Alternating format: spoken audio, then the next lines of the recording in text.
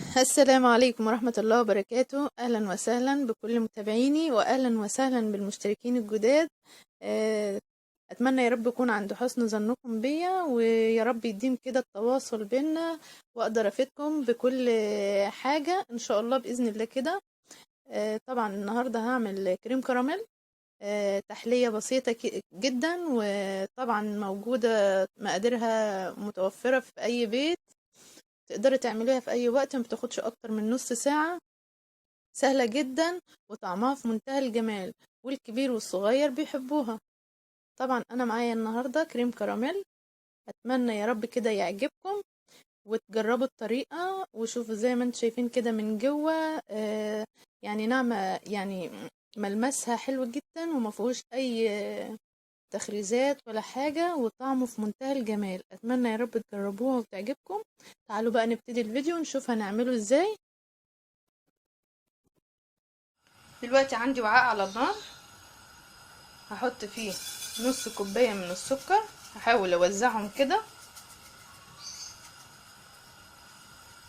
دي نص كوباية سكر، هحاول اوزعها كده في الطاسة بتاعتي او الوعاء اللي انا هعمل فيه. دلوقتي بالشكل ده كده مولعة عليها النار، وهسيبها لحد ما يتكرمل معايا وياخد معايا اللون بتاع الكراميل. وطبعا مش هقلب فيه ولا اي حاجة، لما الاقيه اخد معايا لون ابتدي بعد كده احركه. ملاحظين ان هو بدأ ياخد لون من الحروف الاول زي ما هو كده، مش هقلب فيه برضو دلوقتي خالص. طبعا انا ما ضفتلوش مية ولا اي حاجة خالص. زي ما انتم شايفين كده بدأ ياخد لون معايا كويس، ابتدي بقى احرك فيه بالشكل ده كده. زي ما انتم شايفين كده بقى اخد معايا لون جميل بالشكل ده كده، جاهز معايا خلاص. هطفي عليه النار.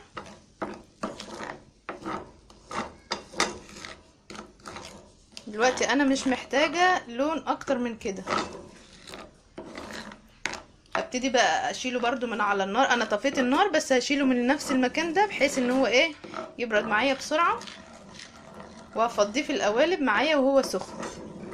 يعني انا هشيله دلوقتي من على النار.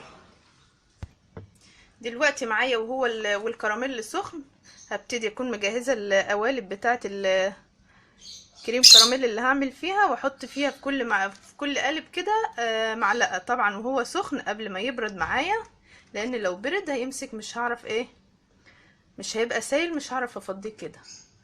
هفضي في كل قالب معلقة. طبعا لازم نكون واخدين بالنا ونشتغل بحرص شديد، علشان هو بيبقى سخن جدا، والكراميل بالذات بيبقى محتاج حرص في التعامل. دلوقتي علشان نعمل مقادير الكريم معايا، معايا هنا ست بيضات، حطيت عليهم فانيليا. ولازم تحطي الفانيليا يعني شوية حلوين علشان الزفارة طبعا بتاعة البيض. هبتدي اضربهم عندي في شفشق الخلاط، احطهم في شفشق الخلاط علشان اضربهم بالخلاط. ومعايا لتر وربع من اللبن.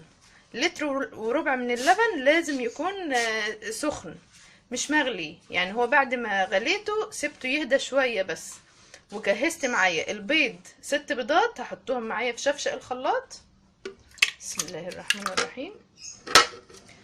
وهبتدي انزل عليهم بنص كوباية من السكر، طبعا عليهم الفانيليا، واخلطهم كويس جدا في الخلاط. وبعد كده اقول لكم هنشتغل ازاي.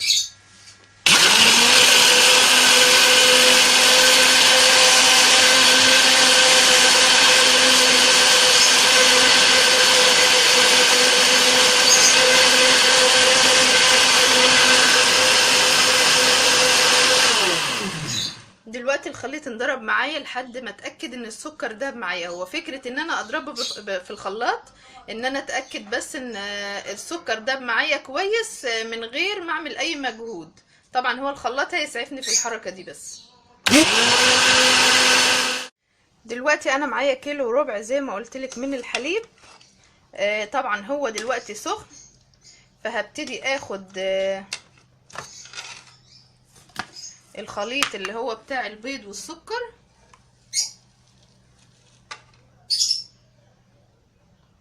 طبعا هاخد عليه شوية من اللبن كده، بحيث ان انا لو حطيت البيض مرة واحدة على اللبن هيستوي معايا البيض، مش هيبقى كريمي في بعضه كده، هيستوي البيض لوحده في اللبن. فانا هبتدي اقلب بس كده، بحيث ان انا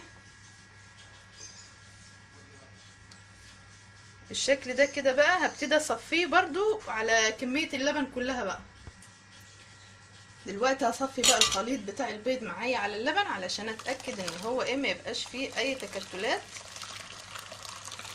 ويبقى معايا كريمي بالشكل ده كده. ابتدي اقلب بقى الخليط معايا برضو كويس. شايفين زي ما قلت لك كده، ده ممكن هيعمل معاكي كده حبيبات في الكريم كراميل، وما يبقاش معاكي ناعم بالدرجة اللي بتشوفيها. بكده انا اصبح معايا الخليط جاهز. دلوقتي خلاص جبت القوالب بتاعتي، حطيتها في الصينية اللي انا هسوي فيها، عشان طبعا هسويه في الفرن. طبعا مشغلة الفرن عندي على درجة حرارة عالية، وهبتدي اعبي بقى الكريم اللي انا عملته في القوالب بتاعتي دي كده.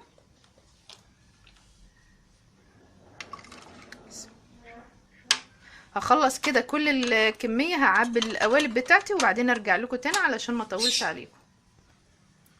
دلوقتي خلاص خلصت كده القوالب بتاعتي كلها. هم عملوا معايا بالظبط كده 10 قوالب، بس طبعا هنا الصينية الكبيرة ما اخدتهمش كلهم، كان زيادة واحد بس اللي انا زودته اللي هو ده.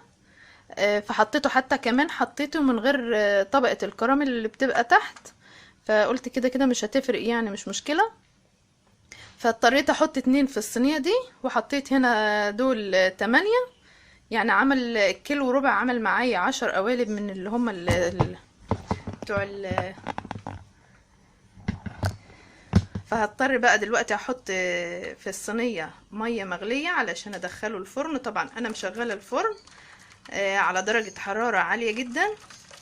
هبتدي احط كده تلت الصينية مية مغلية طبعا، وادخلها الفرن، واحط برضو في الصينية التانية.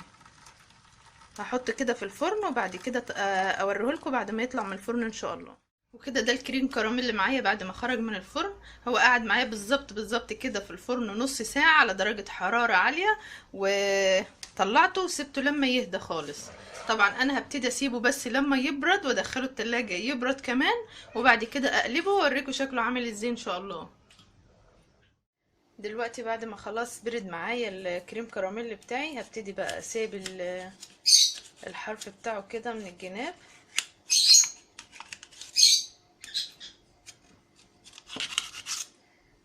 واجيب حاجة اقول بسم الله الرحمن الرحيم.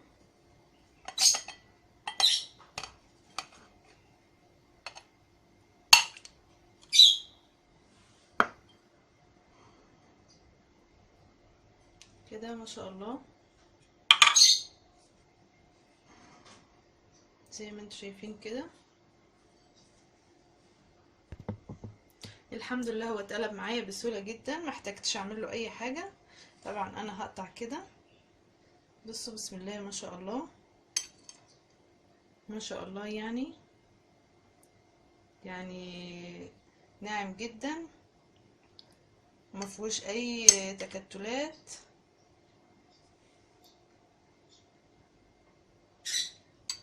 وطعمه في منتهى الجمال. اتمنى يا رب تجربوها وتعجبكم، وما تنسونيش باللايك والشير والسبسكرايب وتفعيل الجرس عشان يوصلكم كل جديد ان شاء الله.